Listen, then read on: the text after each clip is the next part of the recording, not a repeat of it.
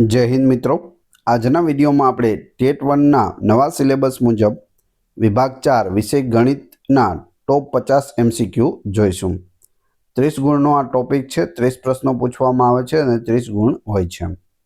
આ વિડિયોની અંદર આપણે ગણિત પ્રત્યાયન અને મૂલ્યાંકન વિશે સમજીશું। એનો આ પાર્ટ 39મો છે। આની પહેલા 38 પાર્ટ અપલોડ થયેલા છે। જોવાના બાકી હોય તો એ પણ જોઈ લેજો। છેલ્લે તમારી ટેસ્ટ પણ લેવામાં આવે છે અને આ વિડિયોની ફ્રીમાં પીડીએફ પણ તમને પ્રોવાઈડ કરવામાં આવશે। તો જોઈએ ખૂબ જ અગત્યનો આ વિડિયો। ગણિતના વર્ગખંડમાં ભાષાની મુખ્ય ભૂમિકા શું છે? ગાણિતિક ખ્યાલો, તર્ક અને વિચારસરણીની અભિવ્યક્તિ અને સમજ। ગણિતમાં પ્રત્યાયનનો અર્થ શું છે? પ્રત્યાયન એટલે શું? વિદ્યાર્થીઓ દ્વારા તેમના ગાણિતિક વિચારો, તર્કો અને પદ્ધતિઓ અન્યને સમજાવવા તેને પ્રત્યાયન કહે છે। જો બાળક ગણિતની ભાષા દાખલા તરીકે સરવાળો, ક્ષેત્રફળ સમજવામાં મુશ્કેલી અનુભવે તો શું કરવું જોઈએ? આ ખ્યાલોને દૈનિક જીવનની ભાષા અને મૂર્ત ઉદાહરણો સાથે જોડીને શીખવવું જોઈએ। ગણિતની ભાષાનું સ્વરૂપ કેવું હોય છે? ચોક્કસ, સંક્ષિપ્ત અને પ્રતીકાત્મક હોય છે। શિક્ષક દ્વારા પૂછાતા ખુલ્લા છેડાવાળા જે પ્રશ્નો છે તે પ્રત્યાયનમાં કઈ રીતે મદદરૂપ થાય છે? વિદ્યાર્થીઓને તેમના વિચારો અને તર્કોને વિસ્તૃત રીતે મૌખિક રીતે રજૂ કરવા પ્રોત્સાહિત કરવું। બાળકની માતૃભાષાનો ઉપયોગ ગણિતના વર્ગખંડમાં શા માટે જરૂરી છે? શરૂઆતના અમૂર્ત ગાણિતિક ખ્યાલોને સમજવામાં અને અભિવ્યક્ત કરવામાં સુવિધા માટે। ગાણિતિક ચિહ્નો plus, minus, into and divided એટલે કે વત્તા, બાદબાકી, ગુણાકાર અને ભાગાકાર એ કઈ ભાષાનો ભાગ છે? તો તે પ્રતીકાત્મક ભાષા છે। જે આ ચિહ્નો આપેલા છે તે। ગણિતમાં પ્રત્યાયન કૌશલ્ય વિકસાવવાનો અર્થ શું છે? ગાણિતિક વિચારોને સ્પષ્ટતા, ચોકસાઈ અને સુસંગતતા સાથે વ્યક્ત કરવા। જો કોઈ વિદ્યાર્થી સમસ્યા ઉકેલતી વખતે લેખિતમાં પોતાનો તર્ક યોગ્ય રીતે ન સમજાવી શકે તો શિક્ષકે કઈ પ્રયુક્તિનો ઉપયોગ કરવો જોઈએ? વિદ્યાર્થીને તેના તર્કને ડાયાગ્રામ અથવા મોડેલ દ્વારા રજૂ કરવા પ્રોત્સાહિત કરવું જોઈએ। ગણિતમાં વાંચનની પ્રક્રિયાનો અર્થ શું છે? સમસ્યાની રકમ, ચિહ્નો અને કોષ્ટકોનું અર્થઘટન કરવું। ગણિત વર્ગખંડમાં ચર્ચાનું શું મહત્વ છે? ગાણિતિક દલીલોમાં ભાગ લેવો અને વિચારોનું આદાન પ્રદાન કરવું। ગાણિતિક પરિભાષાનો ઉપયોગ શા માટે જરૂરી છે? વિષયને ચોકસાઈ અને સાર્વત્રિક સ્વીકૃતિ પ્રદાન કરવા માટે। પ્રત્યાયન દ્વારા ગણિતના કયા મૂલ્યનો વિકાસ થાય છે? સામાજિક મૂલ્ય, સાંભળવું, સમજાવવું, સહકાર કરવો તેનો વિકાસ થાય છે પ્રત્યાયન દ્વારા। જો કોઈ બાળક લંબચોરસને ચોરસ કહે તો તે કઈ ભૂલ દર્શાવે છે? લંબચોરસ હોય અને તેને ચોરસ કહે તો ભાષાકીય ભૂલ અને સંકલ્પનાની ગેરસમજ દર્શાવે છે। ગણિતના વર્ગખંડમાં લેખન કૌશલ્યનો હેતુ શું છે? સમસ્યા ઉકેલના તબક્કાઓ અને તર્કને વ્યવસ્થિત રીતે રેકોર્ડ કરવા માટે।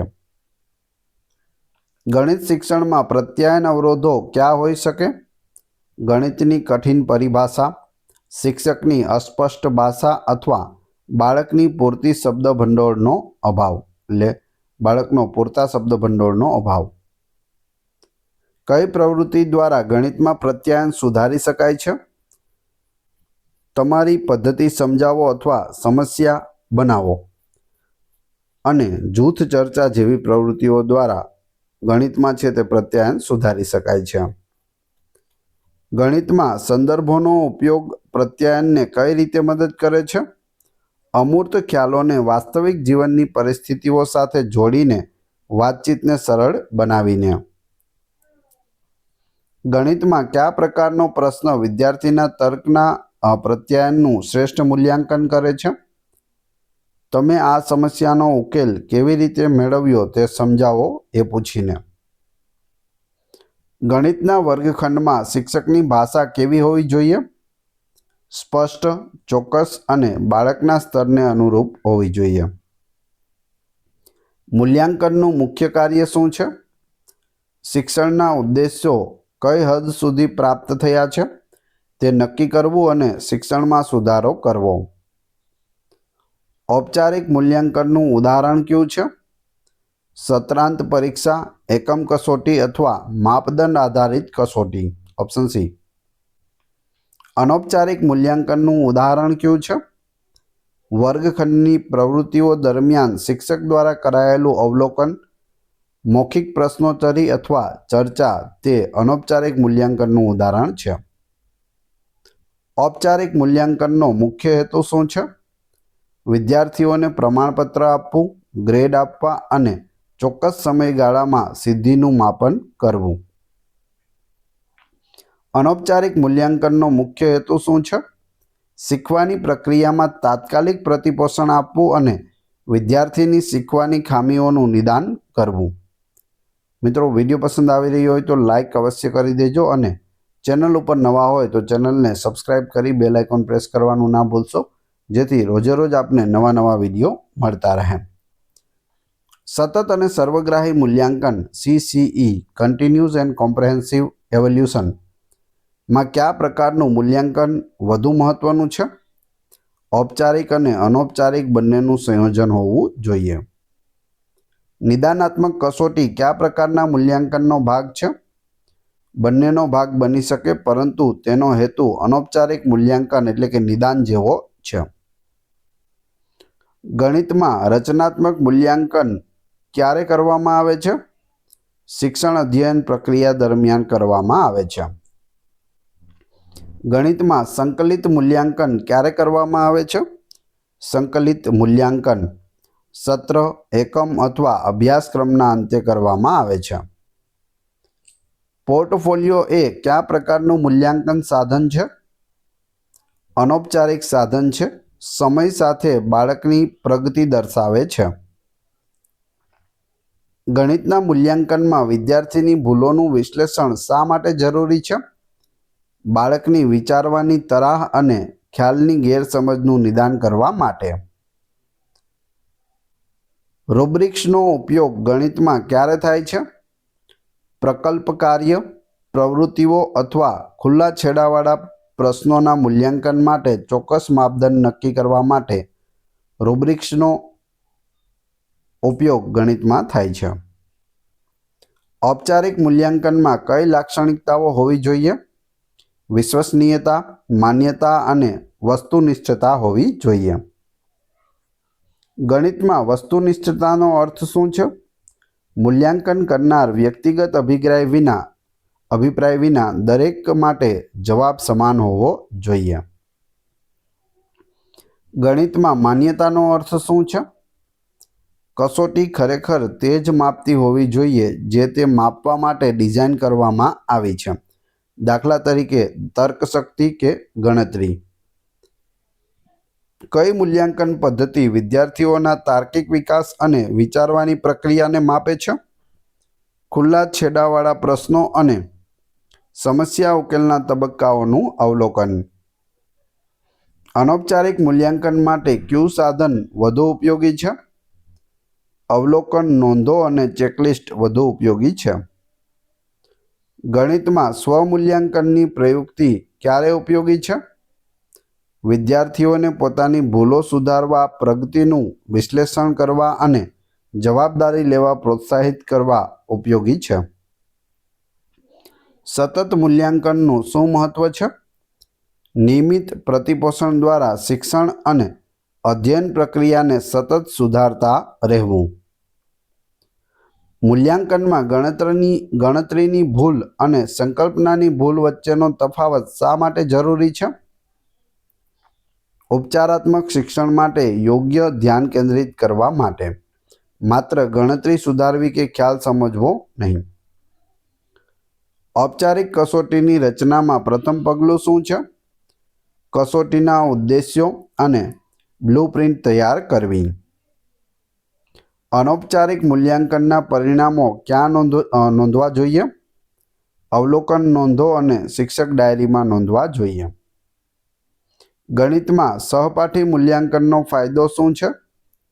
વિદ્યાર્થીઓને મૂલ્યાંકન કૌશલ્ય શીખવવું અને એકબીજાના તર્કને સમજવું. ઔપચારિક મૂલ્યાંકનમાં સમયની મર્યાદા શા માટે જરૂરી છે? વિદ્યાર્થીની ગતિ, કાર્યક્ષમતા અને દબાણ હેઠળ સમસ્યા ઉકેલવાની ક્ષમતા માપવા માટે સમય મર્યાદા છે તે જરૂરી છે. ગણિતમાં અનૌપચારિક મૂલ્યાંકન દ્વારા કયા કૌશલ્યનું મૂલ્યાંકન કરી શકાય છે? મૌખિક તર્કશક્તિ, પ્રત્યાયન અને જૂથમાં કામ કરવાની ક્ષમતા. બ્લુપ્રિન્ટ કસોટીનું શું દર્શાવે છે? અભ્યાસક્રમ, ઉદ્દેશો અને પ્રશ્નોના પ્રકાર વચ્ચેનો સંબંધ દર્શાવે છે. ગણિતમાં વ્યાપક મૂલ્યાંકનનો અર્થ શું છે? બાળકોના શૈક્ષણિક અને સહશૈક્ષણિક તમામ પાસાનું મૂલ્યાંકન કરવું. કયું મૂલ્યાંકન શિક્ષણ પ્રક્રિયાને નિયંત્રિત અને સુધારે છે? રચનાત્મક મૂલ્યાંકન. Option B. મૌખિક પ્રશ્નોત્તરી કયા પ્રકારના મૂલ્યાંકનનું સાધન છે? અનૌપચારિક મૂલ્યાંકન, તાત્કાલિક સમજ ચકાસવા માટે. ગણિતના મૂલ્યાંકનમાં માહિતીનું અર્થઘટન શા માટે જરૂરી છે? મૂલ્યાંકનના પરિણામોના આધારે વિદ્યાર્થીની જરૂરિયાતો અને ભાવિ વ્યૂહરચનાઓ નક્કી કરવા માટે. હવે તમારી ટેસ્ટ જે આપણે વિડીયો જોયો તેમાંથી તમને અહીં પ્રશ્નો પૂછવામાં આવે છે, જેનો જવાબ તમારે ક્રમશઃ કમેન્ટ બોક્સમાં આપવાનો છે. એ પછી આપણે પીડીએફ વિશે પણ વાત કરીશું. ઔપચારિક કસોટીની રચનામાં પ્રથમ પગલું શું છે? 4 ઓપ્શન આપેલા છે. માની લો પરીક્ષામાં તમને આ પ્રશ્ન પૂછાઈ ગયો તો તમને જવાબ આવડે છે કે નહીં. બીજો પ્રશ્ન, ગણિતની ભાષાનું સ્વરૂપ કેવું હોવું જોઈએ અથવા કેવું હોય છે? બંનેના જવાબ ક્રમશઃ કમેન્ટ બોક્સમાં આપી દેજો. આ વિડીયોની ફ્રી પીડીએફ આપને ટેલિગ્રામ અને વોટ્સઅપ ગ્રુપમાં મળી જશે. બંનેની લિંક છે તે ડિસ્ક્રિપ્શનમાં આપેલી છે. વિડીયો પસંદ આવ્યો હોય તો લાઇક, કોમેન્ટ, શેર અને સબસ્ક્રાઇબ કરવાનું ના ભૂલશો. આ ચેનલ ઉપર ઘણા બધા વિડીયો અવેલેબલ છે. તમે ચેનલના નામ ઉપર ક્લિક કરી વિડીયોમાં જઈ બધા જ લેટેસ્ટ વિડીયો જોઈ શકો છો. મળીએ છીએ નવા વિડીયોમાં. જય હિન્દ, જય ભારત.